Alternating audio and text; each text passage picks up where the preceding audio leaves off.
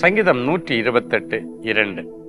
உன் கைகளின் பிரயாசத்தை நீ சாப்பிடுவாய், உனக்கு பாக்கியமும் நன்மையும் உண்டாகும்.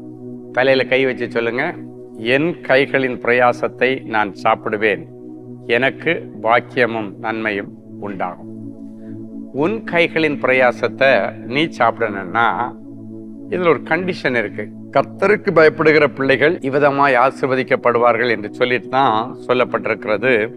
உன் கைகளின் பிரயாசத்தை, உழைப்பின் பலனை நீ சாப்பிடுவாய், உனக்கு பாக்கியமும் நன்மை உண்டாகும்.